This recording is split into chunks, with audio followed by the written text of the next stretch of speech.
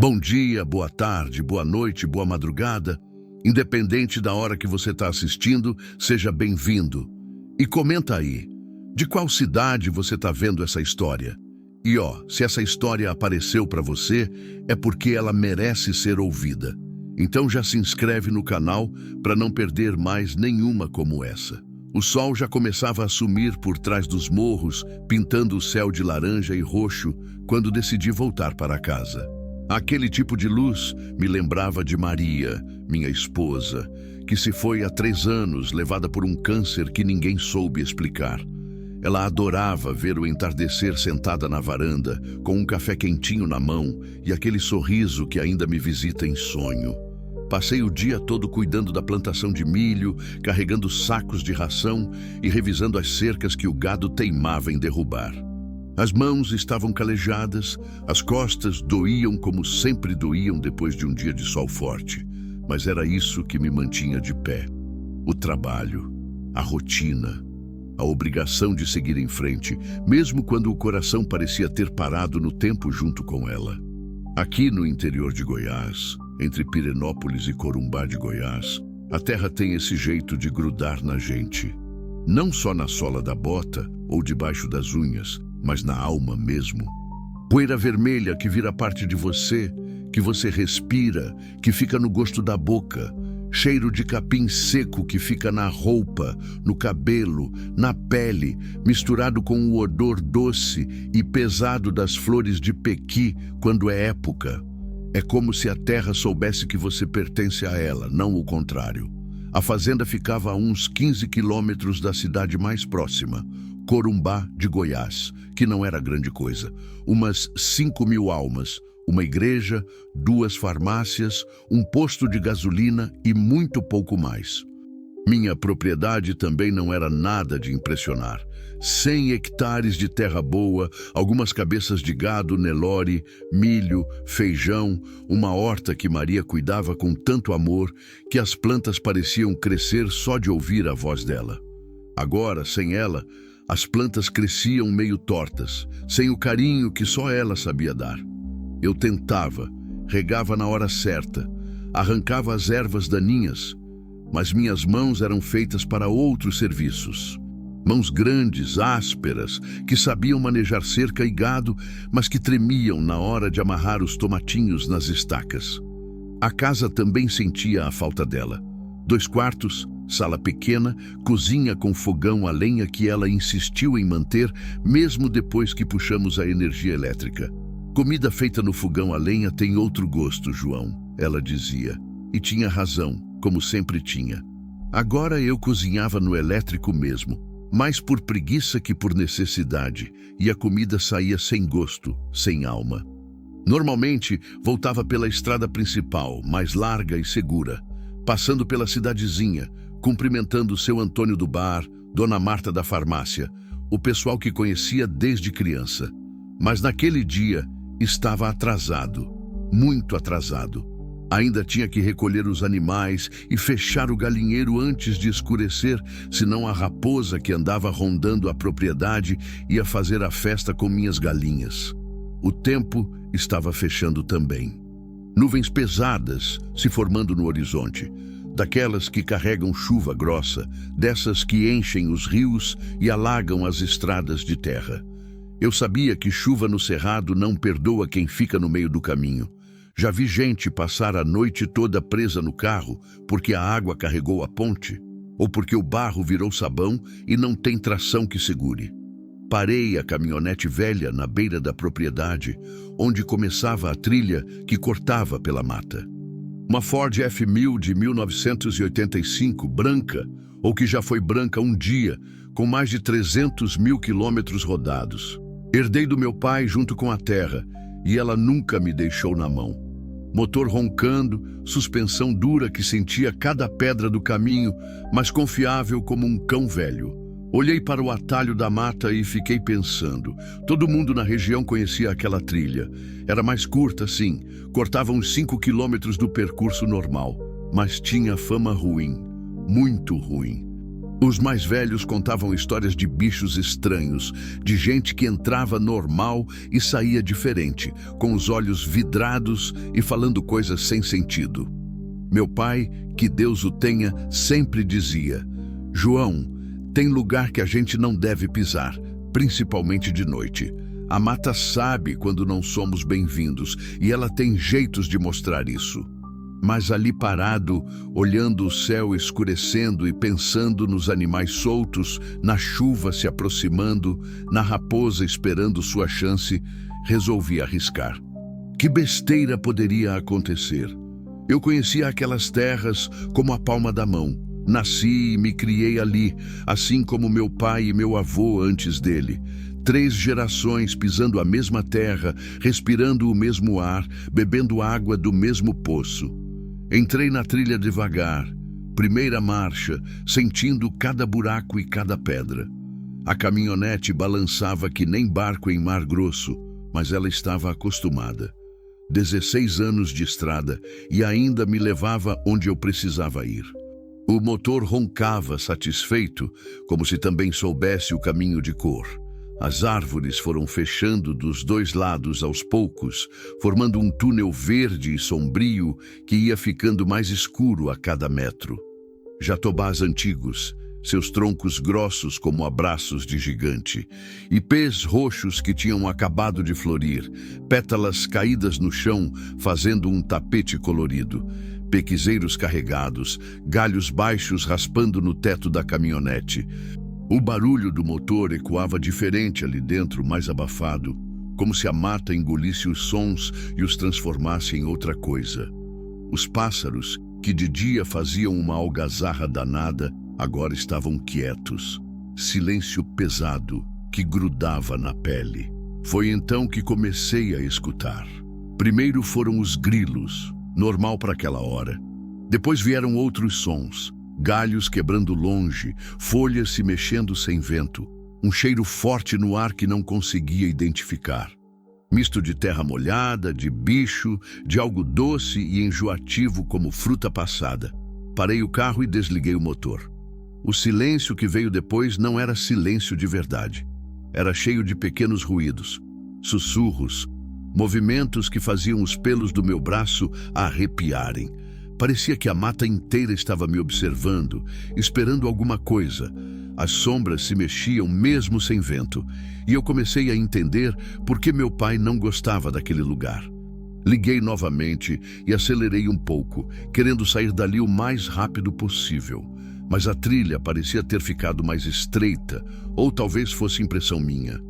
As árvores dos 2 lados se inclinavam sobre o caminho, galhos baixos raspando no vidro, fazendo um barulho de unha no quadro negro. A uns 200 metros à frente, algo no meio da trilha me fez pisar no freio com força. Não era um galho caído nem uma pedra. Era uma pessoa. Uma jovem deitada de lado no chão de terra batida, as roupas rasgadas, o cabelo castanho espalhado ao redor do rosto como uma auréola escura. Imóvel como os mortos. Meu primeiro pensamento foi que ela estava morta. O segundo foi que eu deveria dar meia volta e ir embora, chamar a polícia, deixar que gente preparada lidasse com aquilo. Não porque não quisesse ajudar, mas porque algo naquela cena toda não estava certo. Uma mulher sozinha na mata no fim do dia, longe de qualquer estrada movimentada. Mas então ela se mexeu. Só um pouco, como quem tenta acordar de um sonho muito pesado, a mão se fechando devagar, os dedos arranhando a terra. Desci do carro devagar, o coração batendo forte no peito. O cheiro estranho ficou mais intenso e foi aí que os vi. 10, talvez 12 macacos grandes cercavam a jovem. Búgios, pelos longos e escuros, do tamanho de cães grandes, alguns até maiores. Eles se moviam em círculo ao redor dela, gritando com aquela voz gutural que ecoa pela mata inteira, mostrando os dentes amarelados, alguns batendo no peito como se estivessem marcando o território ou fazendo algum ritual que eu não entendia. Nunca tinha visto nada igual na vida. Os bichos pareciam nervosos, agitados, mas não estavam atacando. Era como se estivessem protegendo ou testando. Não conseguia entender o que estava acontecendo. Um deles, maior que os outros, com uma cicatriz que cortava o rosto de uma orelha até a boca, ficava mais perto da cabeça dela, farejando, grunhindo baixo, como um cão de guarda. A jovem se mexeu de novo, tentou levantar a cabeça, e todos os macacos ficaram em alerta imediatamente. O barulho que fizeram ecoou pela mata inteira. Um coro de gritos e rugidos que me arrepiou da cabeça aos pés e fez pássaros que eu nem sabia que estavam ali voarem em debandada. Fiquei parado ali por alguns segundos longos como horas, tentando entender a situação. Meu pai sempre dizia que bicho do mato não ataca sem motivo. Ou está com medo, ou está protegendo algo, ou está com fome, ou está doente. Mas aqueles bichos pareciam confusos, como se não soubessem exatamente o que fazer com aquela presença estranha no território deles. A jovem tentou se apoiar no cotovelo e soltou um gemido baixo, de dor. O som fez o maior dos macacos, o da cicatriz, avançar 2 passos na direção dela, mas depois parar de repente, como se alguma coisa o impedisse de chegar mais perto. Ele ficou ali, balançando o corpo para frente e para trás, grunhindo, claramente agitado. Foi aí que percebi uma coisa que me fez o sangue gelar nas veias. Ela não estava apenas machucada, estava grávida, muito grávida. A barriga arredondada, mesmo com as roupas rasgadas e sujas de terra e folhas, era impossível de não notar. E pelos movimentos dela, pela posição em que estava deitada, parecia que a gravidez estava bem avançada, muito avançada. 8, 9 meses, talvez. Meu sangue gelou de vez. Uma grávida, sozinha na mata, cercada por bichos selvagens, longe de qualquer ajuda médica. Se algo acontecesse ali, eu não saberia nem por onde começar. Maria e eu nunca tivemos filhos. Ela engravidou uma vez, há muitos anos, mas perdeu no 3º mês. Depois disso não conseguimos mais, e o assunto virou uma ferida que nenhum dos dois gostava de tocar. Mas não podia ficar parado olhando. Voltei devagar para a caminhonete sem movimentos bruscos, tentando não chamar a atenção dos bichos. Cada passo era calculado, cada respiração controlada. Peguei um pedaço de corda que sempre carregava na carroceria, uma lanterna de pilha que ficava no porta-luvas e a faca de cortar corda que ficava grudada no painel com fita isolante. Não eram grandes armas contra 12 macacos bravos, mas era o que tinha. Quando voltei, a situação tinha mudado completamente. A jovem estava sentada, encostada no tronco de um jatobá, com as 2 mãos segurando a barriga. Os olhos dela estavam abertos agora, grandes, azuis como o céu de manhã, mas cheios de medo e confusão. E os macacos? Os macacos tinham mudado a formação. Agora estavam todos voltados para mim, em semicírculo, me encarando como se eu fosse o invasor. O que talvez eu fosse mesmo. Ela me viu e tentou falar, mas só saiu um sussurro rouco, quase inaudível. Socorro. Calma. Falei baixinho, mesmo sabendo que ela mal podia me ouvir por causa da distância e do barulho que os bichos faziam. Vou tirar você daí. O problema era como os bichos não pareciam dispostos a sair do caminho só porque eu pedi com educação. O da cicatriz, que claramente era o líder, deu um passo na minha direção e mostrou os dentes numa careta ameaçadora. Os outros fizeram coro, gritando e batendo nos próprios peitos. Lembrei das histórias que meu avô contava sobre como espantar bicho bravo. Faz barulho, João. Bicho do mato respeita quem faz mais barulho que ele. Mas tem que ser confiante, sem medo. Eles sentem o cheiro do medo. Peguei 2 pedras do tamanho do punho que encontrei no chão e comecei a bater uma na outra, forte, fazendo um som seco que ecoava pela mata. O barulho era alto, metálico, nada natural para aqueles lados. Os macacos pararam de se mexer e olharam para mim com curiosidade. O líder da cicatriz inclinou a cabeça de lado, como um cachorro quando escuta um som estranho. Alguns dos menores até recuaram um passo. Bati as pedras mais forte ainda e gritei com toda a voz que tinha no peito: "Sai daí! Rua! Fora!" Funcionou parcialmente. 2 dos menores recuaram alguns metros, claramente incomodados com o barulho. Mas o grande continuou avançando. E agora eu podia ver o tamanho real daquele bicho. Devia pesar uns 50, 60 quilos. Braços grossos como minhas coxas, mãos que pareciam poder quebrar um galho grosso sem esforço.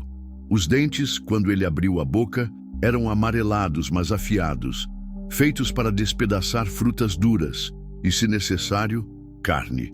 A jovem gemeu de novo, mais alto dessa vez, e levou as mãos à barriga com mais força. Vi ela se contrair, o rosto se contorcer de dor. Foi aí que entendi, com um aperto no coração que quase me fez cair no chão.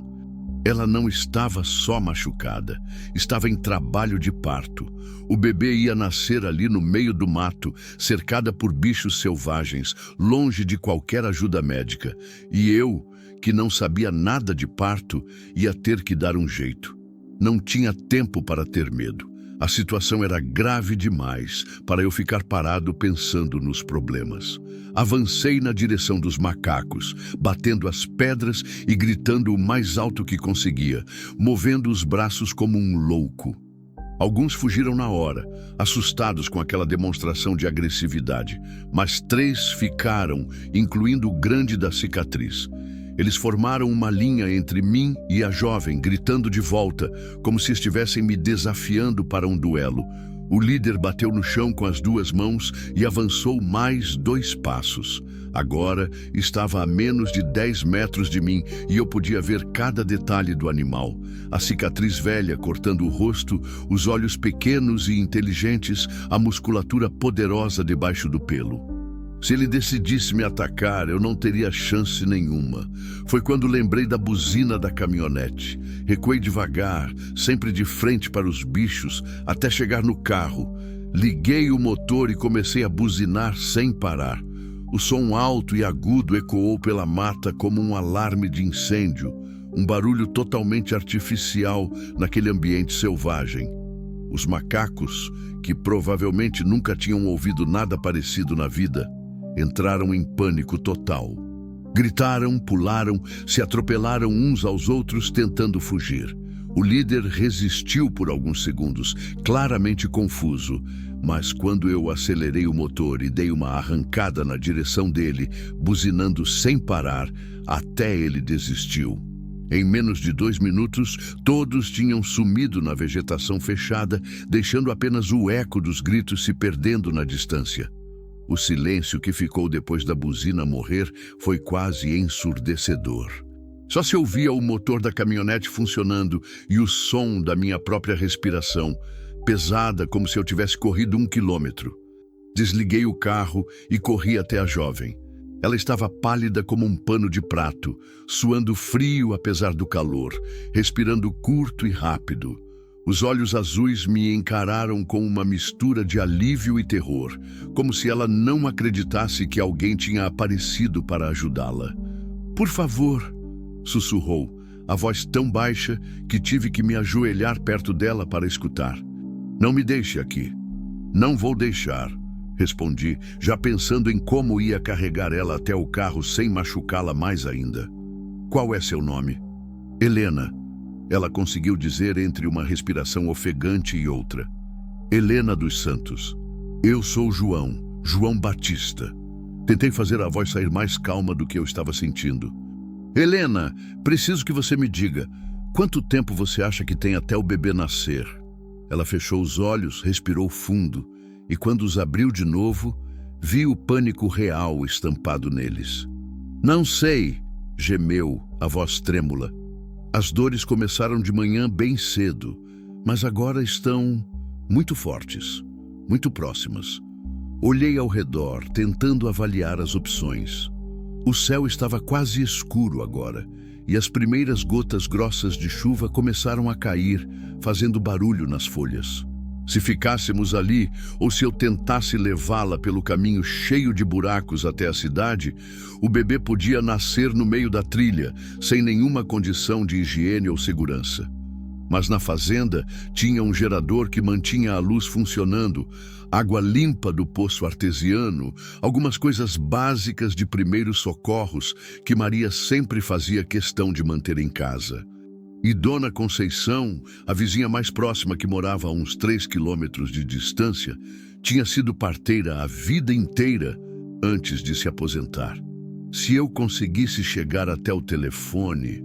Helena, escuta bem, falei, ajoelhando perto dela e segurando uma das mãos dela que estava gelada apesar do calor. Minha fazenda fica a uns 2 quilômetros daqui. Lá tem luz, tem telefone, posso chamar ajuda médica. Mas preciso carregar você até o carro e vai doer um pouco. Você aguenta? Ela concordou com a cabeça, mordendo o lábio inferior com tanta força que ficou branco. Mas se o bebê vier no meio do caminho, a gente dá um jeito, falei com mais confiança do que sentia. Vamos sair dessa juntos, Helena. Quando a peguei no colo, ela era mais leve do que eu esperava, mas a barriga grande e o estado dela tornavam tudo mais complicado. Ela devia ter uns 20 e poucos anos, era miúda, magra até para uma grávida. A cada passo que eu dava na direção do carro, ela segurava no meu pescoço e gemia baixinho, tentando não fazer barulho. Desculpa, murmurava, a boca perto da minha orelha. Desculpa estar causando problema para o senhor. Não está causando problema nenhum, respondi, mesmo sentindo os braços tremerem do esforço e da tensão. E não precisa me chamar de senhor. João mesmo. Consegui colocá-la no banco do passageiro com cuidado. Ajeitei o cinto de segurança por baixo da barriga, que era grande e dura como uma melancia, e cobri ela com uma jaqueta velha de couro que sempre ficava no carro. A chuva estava ficando mais forte, pingos grossos batendo no para-brisa e no capô. Segura firme aí, murmurei, ligando o motor e engrenando primeira. Vou tentar ir devagar, mas se ficar muito ruim, me fala. Comecei a dirigir o mais cuidadosamente possível, tentando evitar os buracos maiores e as pedras soltas, mas a trilha era traiçoeira mesmo em tempo seco. Com a chuva começando, estava ficando escorregadia. A cada solavanco, mesmo os pequenos, Helena gemia e apertava a barriga com as 2 mãos. As contrações estavam ficando mais frequentes. Eu não entendia nada de parto, mas até eu percebia que a situação estava ficando crítica. Quantas vezes você já teve bebê? Perguntei, tentando distrair ela e, ao mesmo tempo, entender melhor a situação. Nenhuma, ela respondeu entre dentes cerrados. É o primeiro. Isso complicava tudo ainda mais. Primeiro parto costumava demorar mais, segundo o que eu já tinha ouvido falar, mas também podia ser mais complicado. E o pai da criança? A pergunta saiu sem eu pensar, e imediatamente me arrependi. Não era hora nem lugar para curiosidade. Ela ficou quieta por um tempo, só o barulho da chuva no teto e o ronco do motor preenchendo o silêncio. Quando finalmente respondeu, a voz estava diferente, mais dura. Não tem pai? Desculpa, não era para eu ter perguntado. Não, tudo bem. Ela respirou fundo, soltou devagar. É complicado, muito complicado. Foi quando ela gritou, um grito alto, de dor real, que cortou o ar da cabine como uma lâmina e fez meu coração disparar. Parei o carro imediatamente, as rodas derrapando um pouco na terra que estava virando lama. O que foi? O que está acontecendo? Ela estava suando frio agora, respirando rápido demais, os olhos arregalados de pânico genuíno. Acho que não vai dar tempo de chegar na fazenda, sussurrou a voz trêmula, e foi aí que percebi. O banco onde ela estava sentada estava molhado. Não era só suor, a bolsa tinha estourado. O bebê ia nascer ali, na minha caminhonete velha, no meio da mata, debaixo de chuva, com apenas um fazendeiro que não sabia nada de parto para ajudar. Senti o mundo girar ao meu redor. Respira, Helena. Respira devagar. Falei isso mais para me acalmar do que para ajudar ela. Minha voz saiu trêmula e percebi que minhas mãos estavam tremendo tanto que mal conseguia segurar o volante. Parei o motor e acendi a luz interna da cabine. A luz amarelada e fraca mostrou o rosto dela, contorcido de dor e medo. Não posso ter bebê aqui. Ela sussurrou entre uma contração e outra. Não é lugar. Não tem médico. Escuta, falei, tentando parecer mais confiante do que me sentia. Minha mãe teve 6 filhos em casa com parteira. Minha avó teve 9, alguns até sozinha. Mulher foi feita para isso, Helena. Você consegue. Mentira. Eu não fazia ideia se ela conseguia. Não fazia ideia de nada. Mas alguma coisa dentro de mim sabia que ela precisava ouvir aquilo. Precisava acreditar que tudo ia dar certo. A chuva aumentou de intensidade, batendo no teto da caminhonete como pedras pequenas.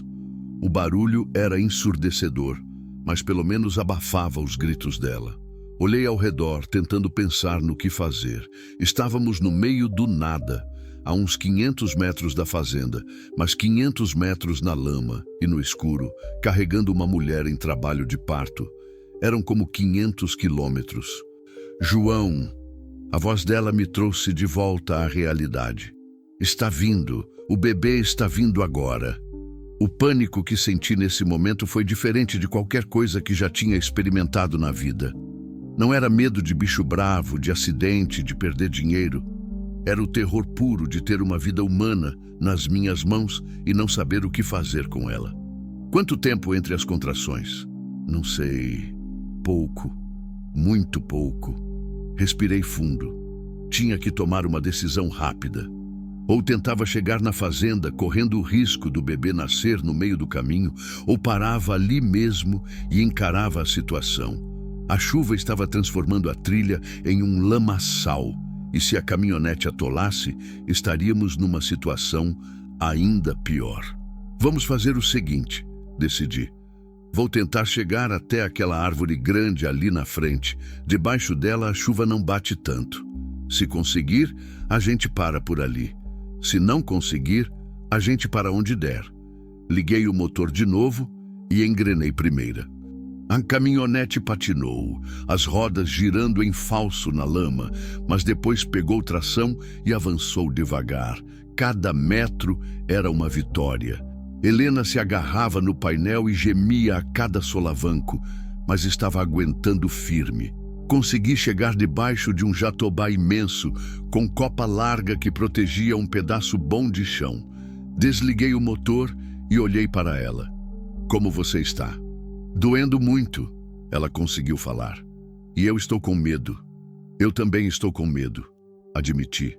Mas a gente vai dar um jeito. Saí na chuva e corri para a carroceria. Sempre carregava algumas coisas básicas: lona plástica, cordas, ferramentas, um cobertor velho para emergências. Peguei tudo que podia ser útil e voltei para a cabine encharcado. Vou tentar fazer um local mais confortável na carroceria, expliquei. Lá tem mais espaço e posso estender a lona para proteger da chuva. Não consigo me mexer, ela gemeu. Dói demais. Eu carrego você. Esticei a lona na carroceria, amarrando as pontas nas laterais.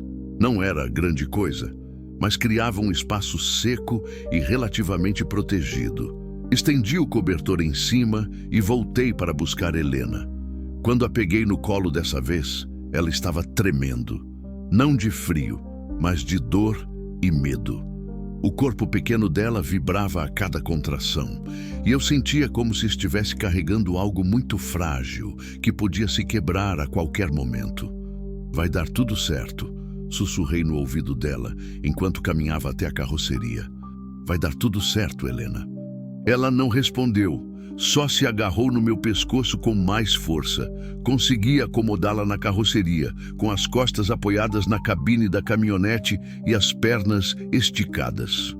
A luz amarelada dos faróis, refletida na lona, criava uma atmosfera estranha, meio irreal. Parecia que estávamos numa bolha, isolados do mundo. Preciso ver como está a situação, falei, tentando soar médico profissional. Você deixa? Ela assentiu, mordendo o lábio. Não sabia nada de parto, mas tinha visto vacas parirem, éguas, porcas. O básico tinha que ser parecido, não era? O bebê vinha, você ajudava. Pronto, simples assim. Não era simples assim. Quando olhei, vi a cabeça do bebê aparecendo. Uma cabecinha pequena, coberta de cabelo escuro e molhado. O coração quase saiu pela boca. Helena, eu posso ver a cabeça do bebê? Falei, tentando manter a voz calma. Na próxima contração, você vai fazer força, tá bom? Não sei como fazer força. Ela chorou. Nunca fiz isso. Ninguém sabe na primeira vez. Você vai sentir quando é a hora. A contração seguinte veio mais forte que as outras. Helena gritou, um grito que cortou a noite e fez até a chuva parecer mais fraca. Eu vi mais da cabeça aparecer. Está vindo bem. Mas então algo deu errado. O bebê parou de sair. A cabeça estava para fora, mas o resto do corpo não vinha. Helena fazia força, gritava, se debatia, mas nada acontecia.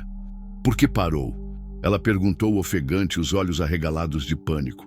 Por que o bebê parou? Não sabia responder. Lembrei de uma vez que vi uma vaca com problema parecido. Meu pai teve que ajudar, puxar com cuidado. Mas uma vaca não era uma pessoa. Uma vaca não ia morrer de dor, não ia sangrar até a morte. O bebê está preso. Sussurrei mais para mim mesmo. Preso como? Helena se apoiou nos cotovelos, tentando se levantar. Faz alguma coisa. Calma, deixa eu pensar. Mas não havia tempo para pensar. A cada segundo que passava, o bebê ficava mais tempo sem respirar direito. E Helena estava ficando mais pálida, perdendo as forças. Lembrei das palavras do meu pai. Às vezes você tem que confiar no instinto, João. Quando não sabe o que fazer, faz o que o coração manda. Coloquei as mãos dos dois lados da cabecinha do bebê com todo o cuidado do mundo e na próxima contração, puxei devagar. Muito devagar. Como se estivesse segurando algo feito de vidro. Primeiro veio um ombro, depois o outro. E então, num movimento rápido e escorregadio, o bebê saiu inteiro, pequeno e molhado, direto nas minhas mãos. Não chorou. Ficou ali, quietinho, roxinho, sem se mexer. Por que não está chorando? Helena perguntou, a voz desesperada. Por que meu bebê não está chorando? Meu coração parou. O bebê estava mole demais, quieto demais. Virei ele de cabeça para baixo e dei umas batidinhas leves nas costas, como já tinha visto fazer nos filmes. Nada. Tentei de novo, mais forte. Nada. Faz alguma coisa! Helena gritou. Por favor! Foi então que lembrei de uma coisa que minha mãe contava sobre quando meu irmão mais novo nasceu. Ele também não chorou no começo. E a parteira limpou a boca dele com o dedo, tirou o que estava atrapalhando a respiração. Coloquei o bebê no colo e, com muito cuidado, abri a boquinha pequena com o dedo mindinho. Tinha algo ali, uma gosma meio transparente. Limpei como pude, tentando não machucar. Então, como um milagre, o bebê soltou um chorinho fraco.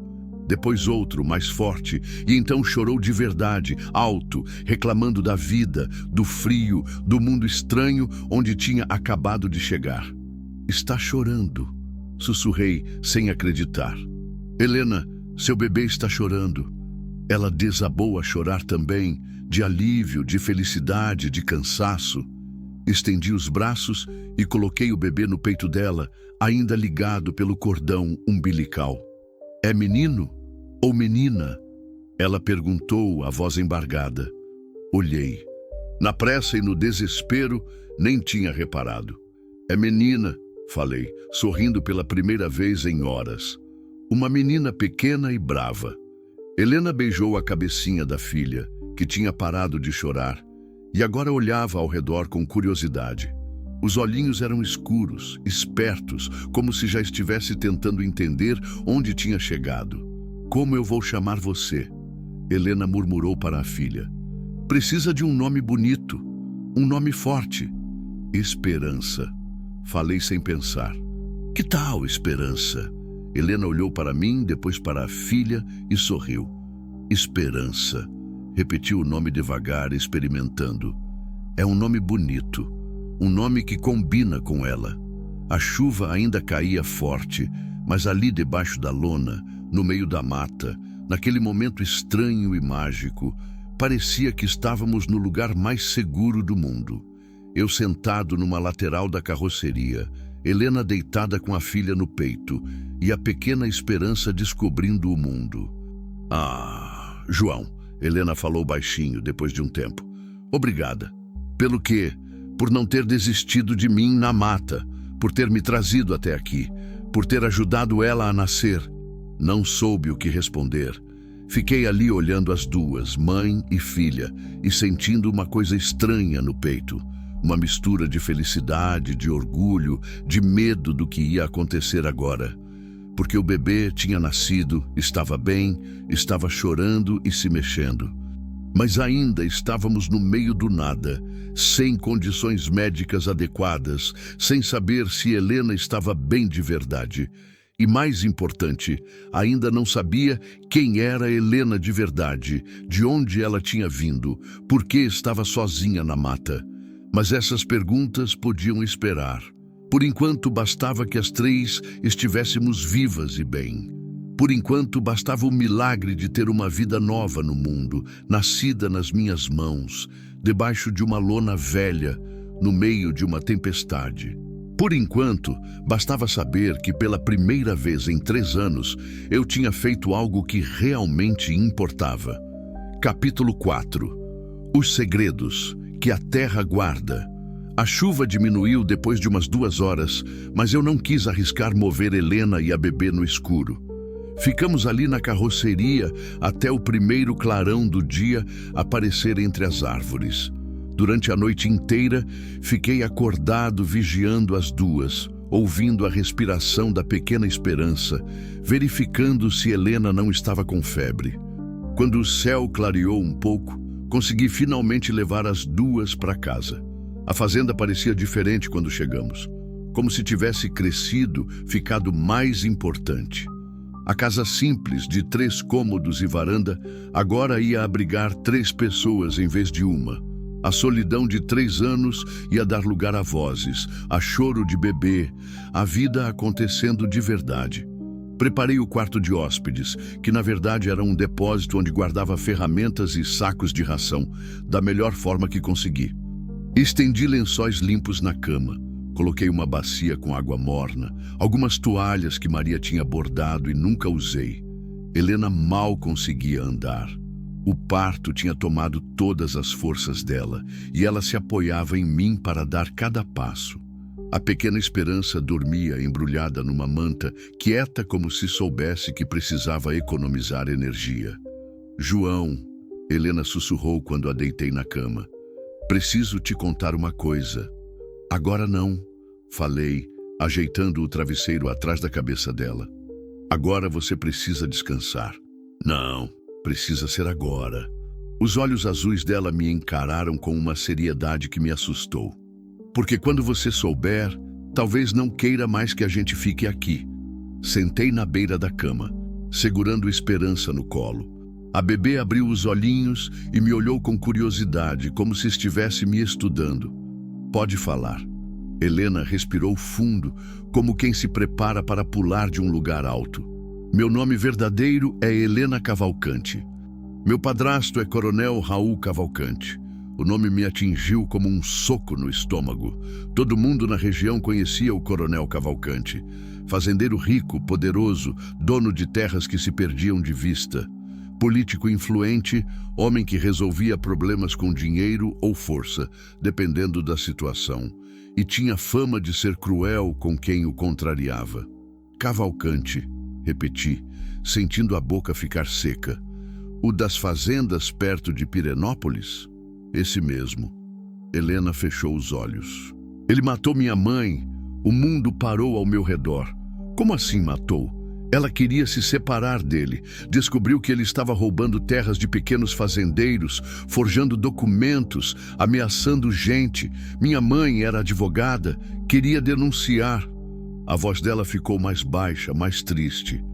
Uma manhã, ela saiu para ir na cidade e nunca mais voltou. Disseram que foi acidente na estrada, que o carro capotou. Mas eu sei que foi ele. Por que você tem certeza?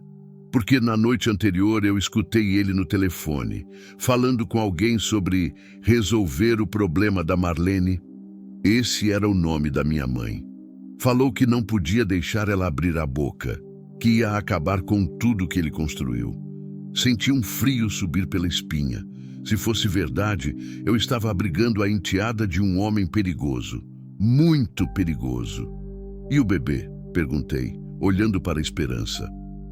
Quem é o pai? Helena fechou os olhos com força e vi lágrimas escorrendo pelo rosto. Não tem pai, tem um estuprador. A palavra ficou pendurada no ar da sala como uma praga. Helena, foi ele.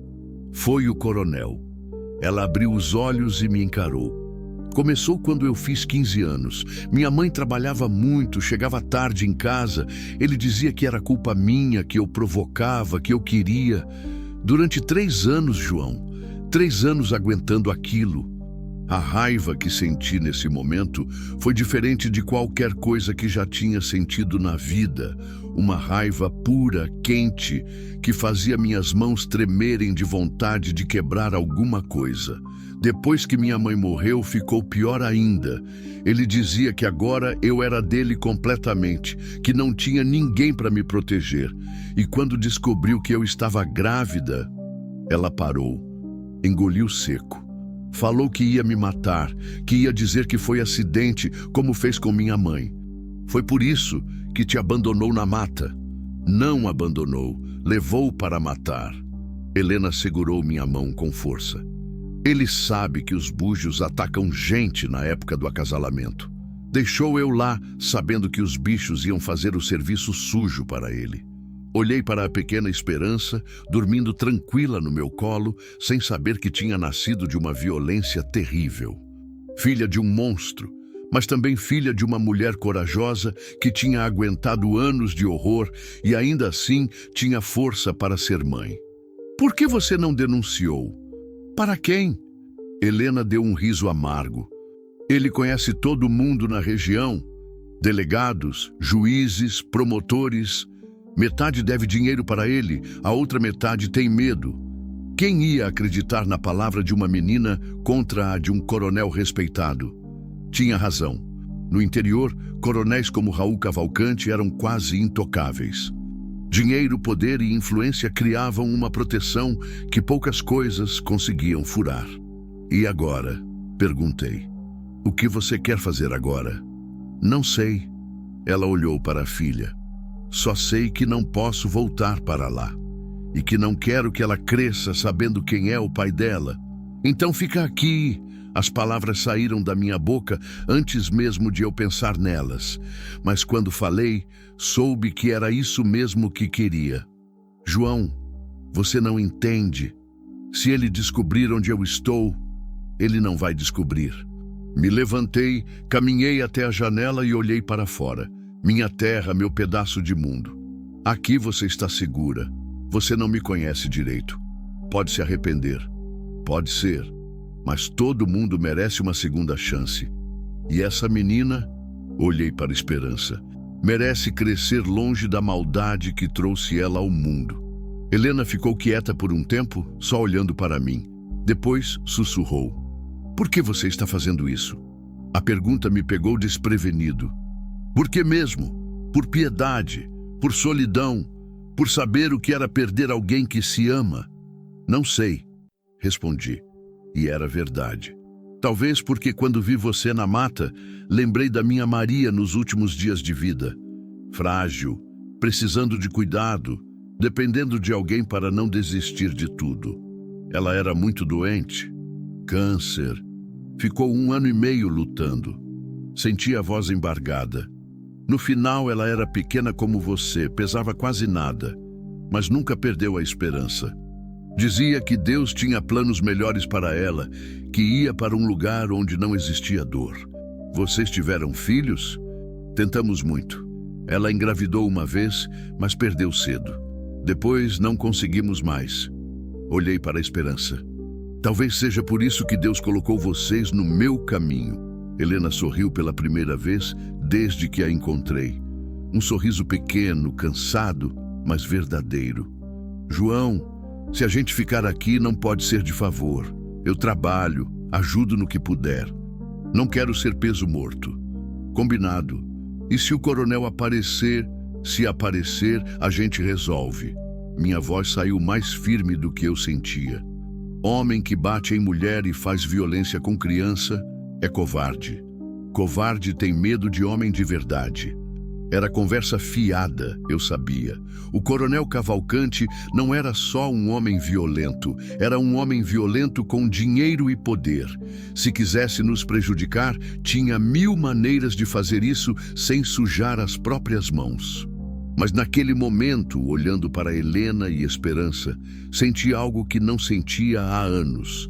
A sensação de que minha vida tinha propósito de novo. Não era só acordar, cuidar dos animais, trabalhar a terra e dormir. Era proteger, cuidar, fazer diferença na vida de alguém. Descansa agora, falei, pegando Esperança no colo. Vou ver se consigo fazer ela tomar um pouco de leite.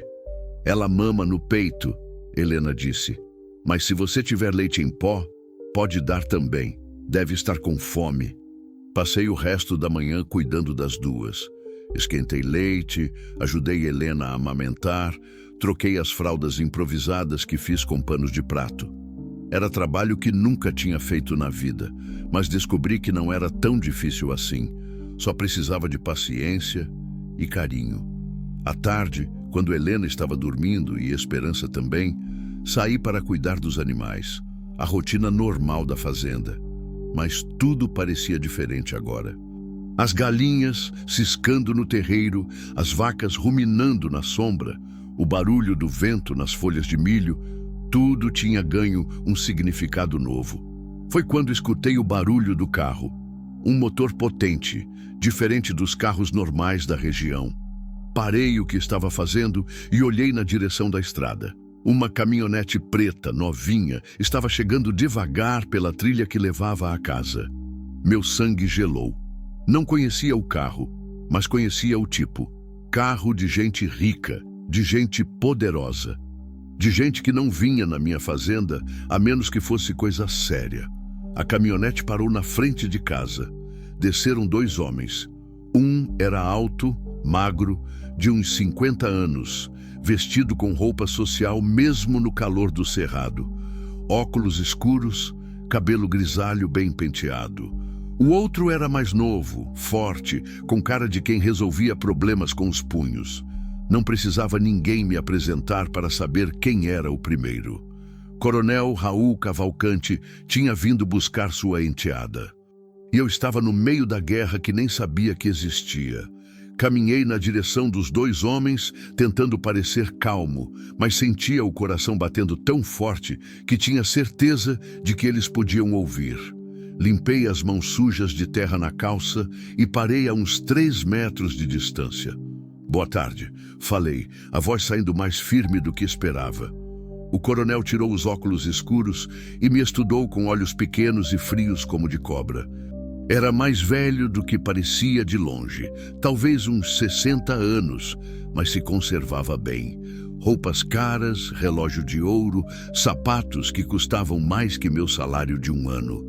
O tipo de homem que estava acostumado a ser obedecido sem questionamentos. João Batista Oliveira? A voz era grave, educada, mas com um tom de autoridade que fazia a gente querer abaixar a cabeça. Sim, senhor. Coronel Raul Cavalcante. Ele estendeu a mão, e quando apertei, percebi que era firme, forte. Acredito que o senhor encontrou algo que me pertence. A raiva subiu pela minha garganta como bile, algo que me pertence. Helena não era uma coisa, era uma pessoa. Uma pessoa que tinha sofrido nas mãos daquele homem por anos. Não encontrei nada que seja seu, coronel. Ele sorriu, mas era um sorriso sem alegria, sem calor. O tipo de sorriso que aparece antes de algo ruim acontecer. Vamos parar de brincadeira, João. Posso te chamar de João? Não esperou resposta. Minha enteada, Helena, desapareceu há 2 dias. Estamos muito preocupados com ela. A menina não anda bem da cabeça, sabe como é? Ora que está normal, ora que inventa histórias, fala coisas que não existem. Não sei de que menina o senhor está falando. O homem mais novo, o capanga, deu um passo na minha direção. Era grande mesmo, ombros largos, mãos do tamanho de frigideiras. Na cintura, debaixo da camisa, eu podia ver o volume de uma arma. Marcos, o coronel falou baixinho e o homem parou onde estava. Calma, o João é gente boa, tenho certeza, só está confuso. Ele caminhou alguns passos, olhando ao redor da propriedade como se estivesse avaliando o valor de tudo. Bonita fazenda, pequena, mas bem cuidada. Ouvi dizer que o senhor perdeu a esposa há uns anos. Câncer, não foi? A menção a Maria me atingiu como um tapa. Como ele sabia sobre ela? E por que estava falando nisso agora? Foi. Coisa triste. Mulher jovem, cheia de vida. Ele balançou a cabeça fingindo pesar. Aposto que as despesas médicas foram pesadas. Hospital, remédio, tratamento. Deve ter custado uma fortuna. Onde quer chegar com isso? Em lugar nenhum. Só conversando. Ele parou na frente de mim novamente. O que quero dizer é que sei como é difícil manter uma propriedade sozinho, principalmente depois de uma perda dessas. Dívidas se acumulam, as coisas ficam difíceis. Era verdade. O tratamento da Maria tinha consumido quase todas nossas economias. Ainda devia no banco, nas farmácias, até no veterinário, mas não era da conta dele. Vou ser direto, João. A voz dele ficou mais dura. Sei que minha enteada está aqui. Tenho informações confiáveis e sei também que ela inventou uma história mirabolante sobre mim. Provavelmente disse que sou um monstro, que fiz mal para ela. A menina sofre de problemas mentais graves, João. Já foi internada 2 vezes por surtos psicóticos. Está mentindo. Estou mentindo? Ele riu, mas era um riso sem humor. Tenho os laudos médicos, se quiser ver. A Helena tem histórico de inventar histórias, de acusar pessoas inocentes de coisas terríveis. Por isso que cuidamos tanto dela, mantemos ela protegida, longe de situações que possam piorar o quadro. A dúvida começou a roer minha mente como ferrugem. E se ele estivesse certo? E se Helena realmente fosse doente mental? E se eu estava protegendo alguém que tinha inventado uma história terrível sobre um homem inocente? Mas então lembrei dos olhos dela, do medo real quando contou sobre os abusos, do desespero quando disse que ele tinha matado a mãe. Não era loucura, era terror verdadeiro. Mesmo que fosse verdade, falei, ela não está aqui. João. A voz dele ficou ainda mais baixa, mais perigosa. Não me obriga a ser desagradável. Sou homem de negócios, prefiro resolver as coisas na conversa. Mas se precisar usar outros métodos, foi aí que escutei o choro. Baixinho, quase inaudível, mas inconfundível. O choro de um bebê recém-nascido vindo da casa. Os olhos do coronel se iluminaram como os de um caçador que acabou de ver a presa. Que choro é esse, João? Minha mente disparou, tentando inventar uma desculpa. Gato, cachorro, qualquer coisa que não fosse a verdade. Não ouvi nada. O choro veio de novo, mais alto dessa vez. Esperança estava acordando e com fome. Interessante. O coronel sorriu aquele sorriso frio de novo. Pelo que sei, o senhor não tem filhos, nem esposa. De quem é esse bebê, João? Não respondi. Não consegui. A verdade estava ali, óbvia como o sol do meio-dia. Marcos, o coronel falou sem tirar os olhos de mim. Vai dar uma olhada na casa. Não vai, não. Me coloquei na frente do capanga. Esta é minha propriedade. Ninguém entra aqui sem mandado. Mandado? O coronel riu. João, você não entende com quem está mexendo. Eu não preciso de mandado. Eu conheço o delegado, o promotor, o juiz.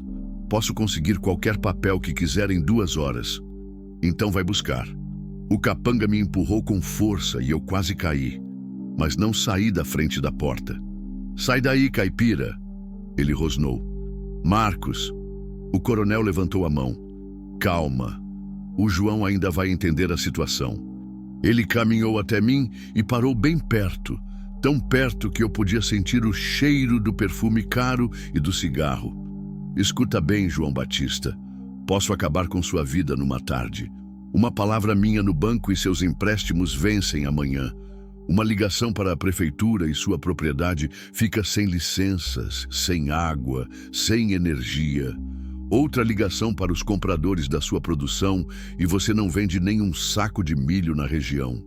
A voz dele era baixa, calma, mas cada palavra caía como uma pedra no meu estômago. Ou posso fazer o contrário. Posso quitar suas dívidas, comprar sua safra por um preço excelente, até mesmo ampliar sua propriedade se quiser. Tudo o que precisa fazer é ser razoável. O que você quer? Quero minha enteada de volta e quero que ela entenda que inventar histórias sobre mim não vai dar em nada além de problemas para todo mundo. Foi quando Helena apareceu na porta. Pálida, tremendo, ainda fraca do parto, mas de pé. Segurava a Esperança no colo, embrulhada na manta. Os olhos azuis dela estavam cheios de terror, mas também de uma coragem que me impressionou. Não inventei nada, Raul, ela disse, a voz saindo mais firme do que o corpo aparentava. E você sabe disso. O rosto do coronel se transformou completamente. A máscara de homem educado caiu, e o que apareceu por baixo foi feio, muito feio. Helena. A voz dele estava diferente agora, baixa e ameaçadora. Que alegria te ver bem. Estávamos preocupados. Tenho certeza que estavam. E vejo que teve o bebê. Os olhos dele se fixaram em Esperança. Minha neta. Que linda. Ela não é sua neta. Helena apertou a filha contra o peito. Nunca vai ser. Helena, querida, você está confusa de novo. Claro que é minha neta. Ele deu um passo na direção dela. E acho melhor voltarmos para casa. Você precisa de cuidados médicos adequados e o bebê também. Não vou voltar. Vai sim. A voz dele ficou dura como aço. Porque se não voltar, vou acabar com a vida do seu amiguinho aqui e depois vou acabar com a sua também. E sabe o que vai acontecer com o bebê? Helena ficou branca como papel. Vai crescer comigo, vai ser criada por mim. E quando fizer 15 anos... Bem, você sabe como eu gosto de educar minhas meninas. O que senti nesse momento foi além de raiva. Foi algo primitivo, animal, que veio de um lugar profundo que eu nem sabia que existia. Avancei na direção do coronel com vontade de quebrar o pescoço dele com as próprias mãos. O capanga me segurou antes que eu chegasse perto. Era forte mesmo, me imobilizou sem dificuldade. João, não! Helena gritou. Que temperamento! O coronel disse, arrumando a camisa. Vejo que minha enteada conseguiu um defensor corajoso. Pena que a coragem sem inteligência é só um jeito rápido de morrer. Ele fez um sinal e o capanga me soltou, mas continuou perto. Última chance, Helena. Ou volta comigo por bem, ou eu levo vocês dois para um passeio na mata. E só um de vocês volta. Helena olhou para mim, depois para a filha, depois para ele. Vi a luta acontecendo nos olhos dela, o medo, o desespero, a vontade de proteger a filha contra a vontade de se salvar. Tudo bem, ela sussurrou. Eu volto. Não, gritei. Helena, não faz isso. Tenho que fazer, João. Ela me olhou com lágrimas nos olhos. É a única maneira de proteger vocês dois. Decisão sábia, o coronel disse. Marcos, pega as coisas da menina. Foi quando escutei o barulho. Motores. Vários motores vindo na direção da fazenda. O coronel franziu a testa, claramente surpreso. Não era parte do plano dele. 3 carros subiram pela trilha. 2 carros da Polícia Civil e uma caminhonete que eu conhecia. Era do delegado Antônio Carlos, homem honesto que conhecia desde criança. Os carros pararam e desceram 6 homens, 5 policiais e o delegado. Coronel Cavalcante, o delegado falou, a voz formal mas firme. O senhor está preso. O rosto do coronel virou uma máscara de incredulidade. Preso? Por que motivo? Estupro, cárcere privado, homicídio qualificado e tentativa de homicídio. Isso é ridículo. Quem fez essas acusações? O delegado olhou para Helena, depois para mim. A promotoria pública, com base em denúncia anônima que chegou ontem. E com provas documentais que foram entregues esta manhã. Que provas? Foi aí que vi uma mulher saindo de trás de um dos carros da polícia. Mais velha, uns 40 anos, cabelo grisalho, roupas simples mas limpas. Conhecia ela de vista. Era Conceição, a antiga empregada doméstica do coronel. Conceição? O coronel parecia ter visto um fantasma. O que você está fazendo aqui? O que devia ter feito há muito tempo. Ela respondeu, a voz firme, contando a verdade. Ela se virou para o delegado. Tenho as gravações das ameaças que ele fez contra a mãe da Helena. Tenho foto dos hematomas que ela chegava em casa. E tenho o testemunho de 3 outras mulheres que ele abusou ao longo dos anos. O mundo parou ao meu redor. Conceição, o coronel tentou, a voz já sem a autoridade de antes. Você não sabe o que está fazendo? Posso te dar dinheiro, muito dinheiro. Dinheiro não paga a culpa que carrego há anos por ter ficado calada. Ela respondeu. Dinheiro não traz a Marlene de volta. Não desfaz o que você fez com essa menina. 2 policiais se aproximaram do coronel com algemas. Raul Cavalcante, você tem o direito de permanecer calado?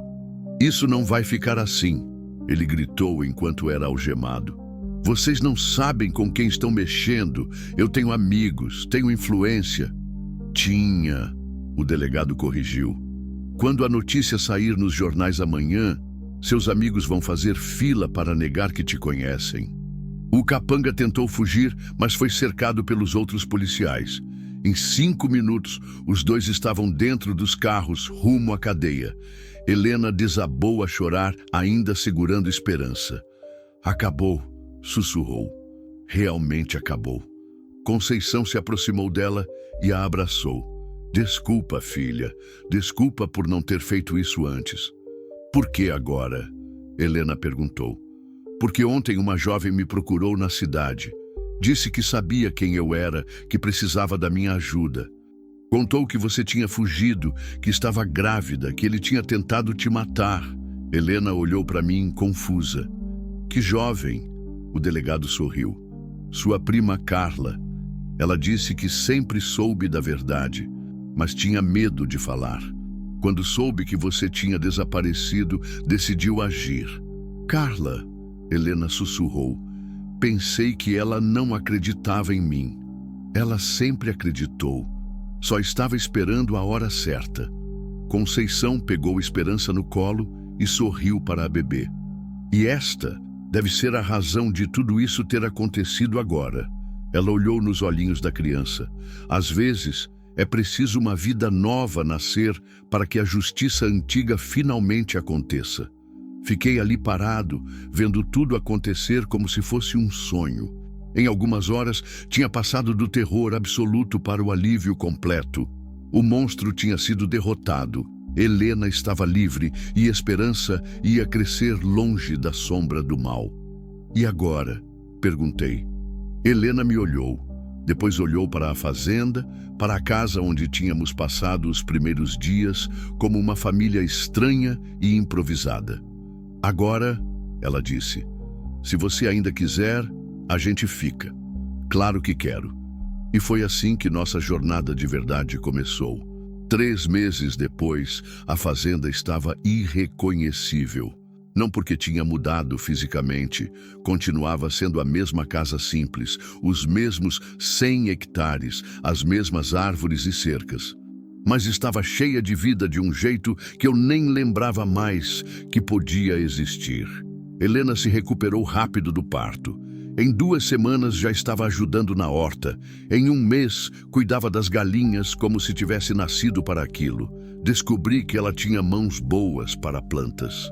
A horta que eu mal conseguia manter viva virou um jardim colorido de verduras e temperos. Os tomates cresciam redondos e vermelhos. As alfaces ficaram grandes e crocantes. Até o quiabo, que sempre dava trabalho, começou a produzir direitinho.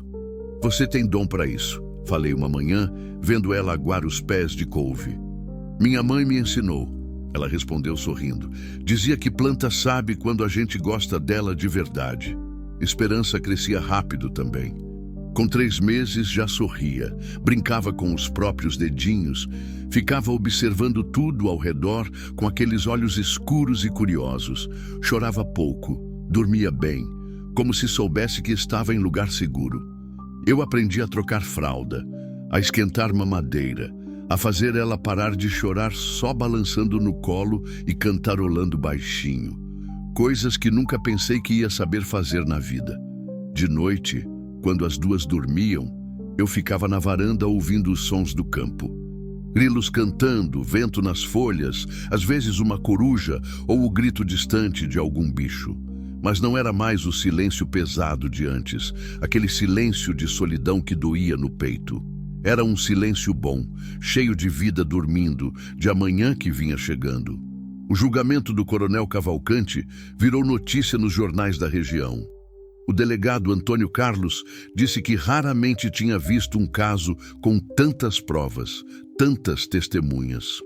Além de Helena e Conceição, mais 4 mulheres se apresentaram para contar histórias parecidas. Abuso, ameaças, chantagem, um padrão que vinha de anos. Ele vai pegar no mínimo 20 anos, o delegado me contou quando veio buscar o depoimento de Helena. Com a idade que ele tem, é prisão perpétua. Helena recebeu a notícia em silêncio. Não demonstrou alegria, nem alívio, nem raiva. Só assentiu e voltou para o que estava fazendo. Não sente nada? Perguntei depois. Sinto, ela respondeu. Sinto que posso dormir sem medo. Sinto que minha filha vai crescer sem saber que existem monstros de verdade. Isso é mais que suficiente. Carla, a prima que tinha denunciado tudo, veio visitar algumas vezes. Era uma moça bonita, uns 2 anos mais velha que Helena, estudante de direito na capital. Trouxe alguns pertences que Helena tinha deixado na casa do coronel, roupas, fotografias da mãe, algumas joias que tinham sido da avó.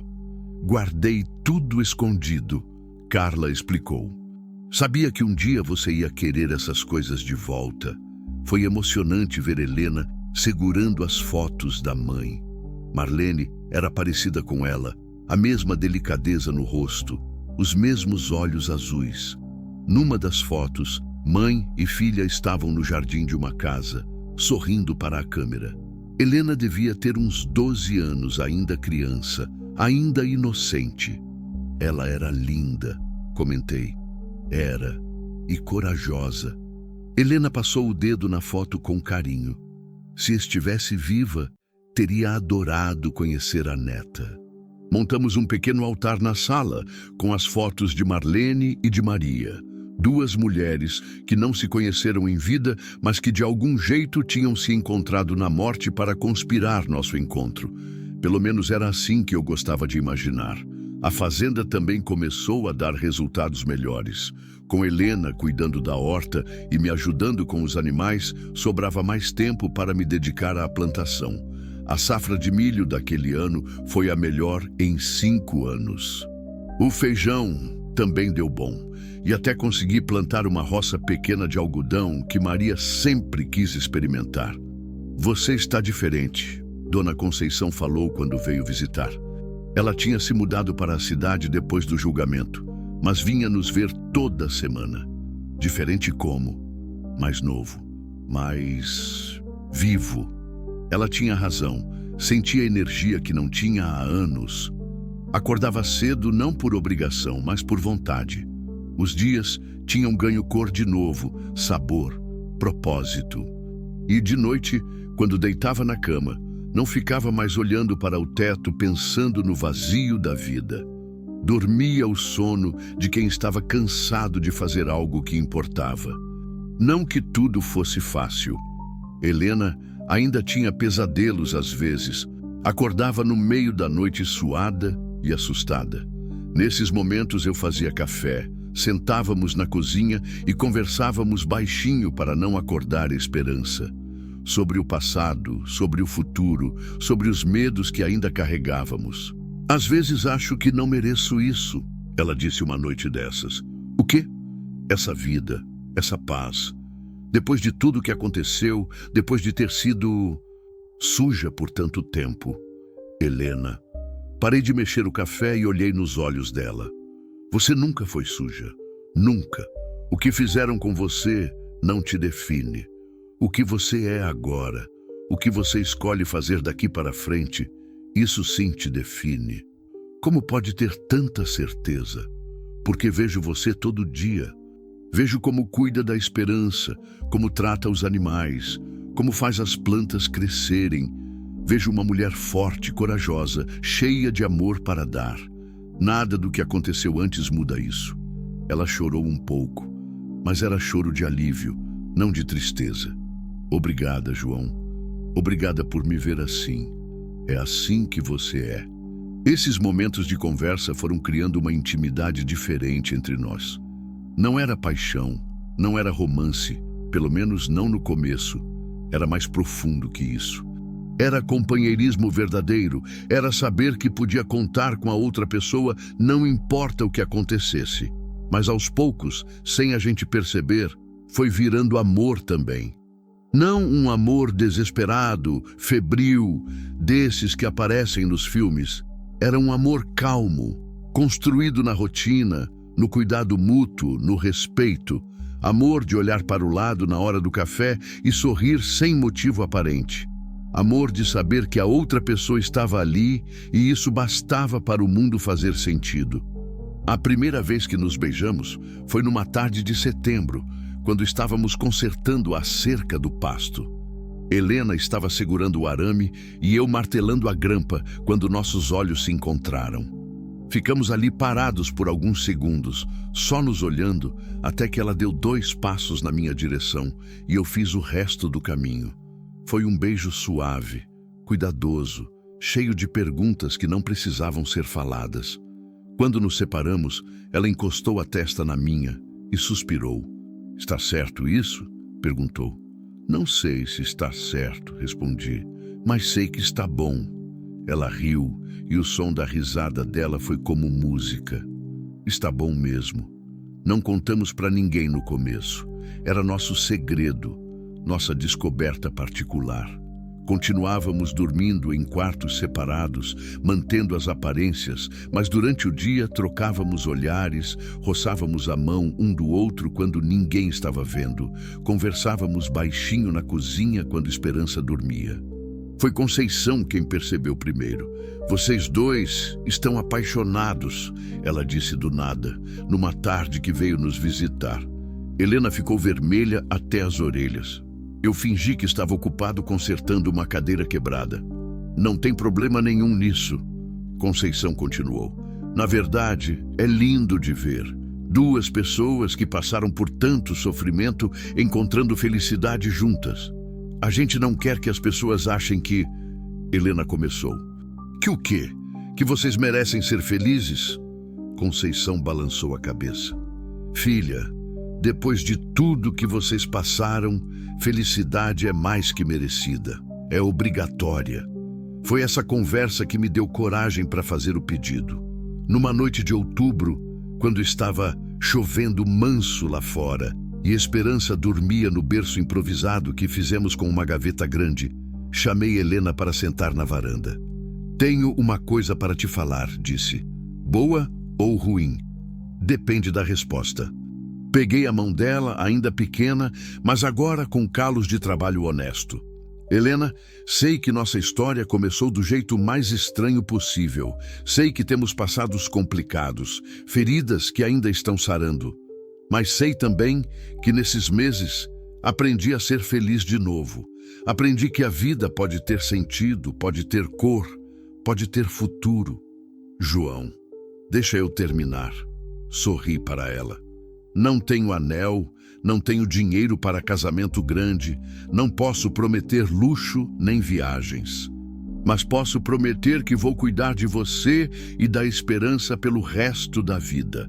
Posso prometer que vocês duas nunca mais vão estar sozinhas, nunca mais vão passar necessidade, nunca mais vão ter medo. Os olhos dela encheram de lágrimas. Você quer casar comigo, Helena? Quer que a gente seja família de verdade? Ela não respondeu com palavras. Só se jogou no meu colo e me beijou com vontade, com alegria, com toda a esperança do mundo. É um sim? Perguntei quando conseguimos nos separar. É um sim grande, enorme, gigante. Ela riu entre as lágrimas. Então vamos casar. E casamos mesmo. Na igreja de Corumbá de Goiás, numa cerimônia pequena, mas bonita. Carla foi madrinha, Conceição levou Esperança no colo durante a cerimônia, o delegado Antônio Carlos foi padrinho porque ele meio que tinha salvado nossa família. Helena estava linda de vestido simples, branco, com flores do nosso próprio jardim no cabelo. Esperança usava um vestidinho amarelo que Conceição tinha costurado especialmente para a ocasião. Quando o padre perguntou se eu aceitava Helena como esposa, na alegria e na tristeza, na saúde e na doença, até que a morte nos separasse, minha voz saiu forte e clara.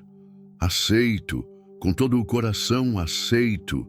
E quando ela disse sim também, senti que o círculo tinha se fechado, que tudo tinha valido a pena.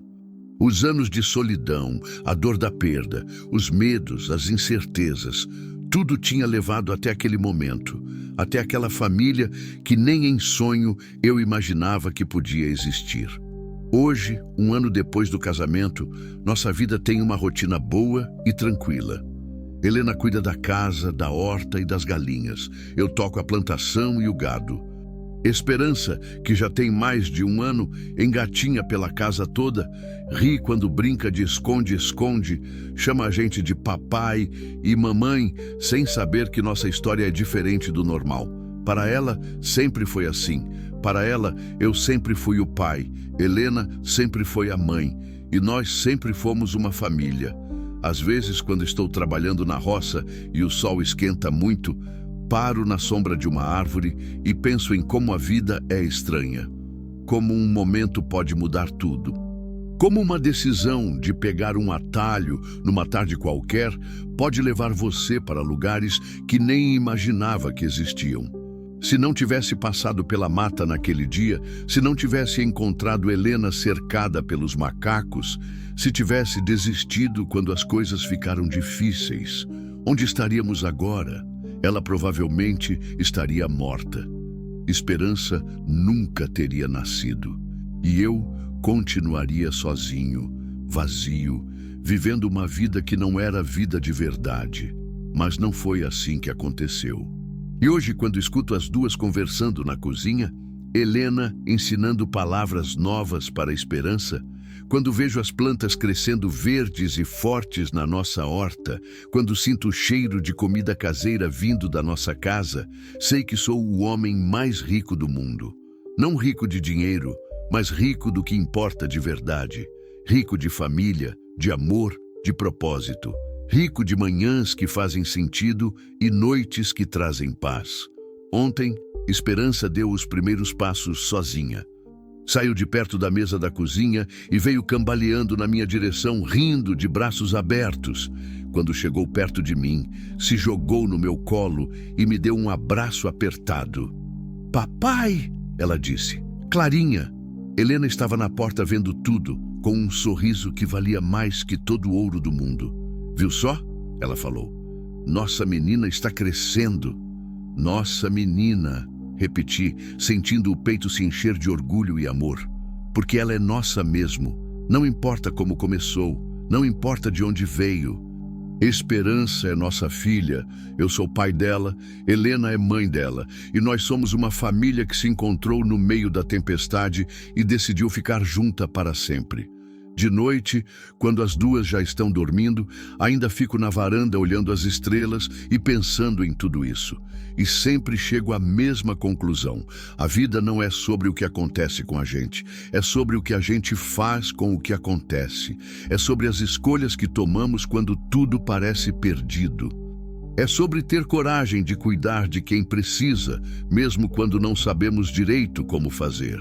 É sobre acreditar que amanhã pode ser diferente de hoje. É sobre plantar esperança mesmo na terra mais seca. Porque às vezes, no meio da tempestade, a vida coloca no nosso caminho exatamente aquilo que precisávamos para voltar a ser inteiros. E quando isso acontece, quando encontramos nossa outra metade no lugar mais improvável, no momento mais inesperado, só nos resta agradecer e cuidar bem do milagre que recebemos.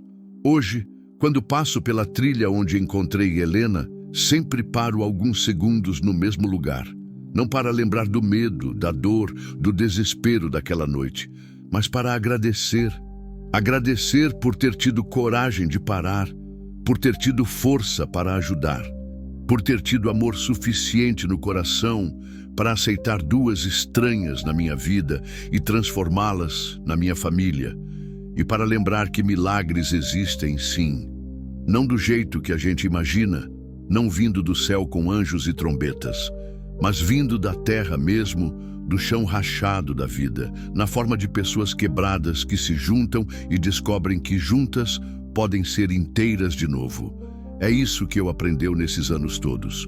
O amor não é só aquela paixão dos filmes. Às vezes, o amor verdadeiro é mais simples e mais profundo. É acordar todo dia disposto a cuidar de alguém.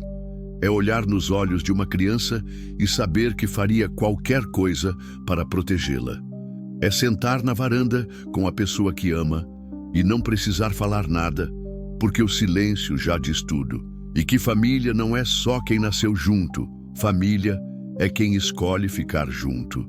É quem se cuida nos dias ruins, quem divide a alegria nos dias bons, quem constrói sonhos pequenos e os transforma em realidade grande. Nossa família nasceu de uma tragédia, cresceu no meio das dificuldades e se fortaleceu no amor que decidimos ter uns pelos outros todo santo dia.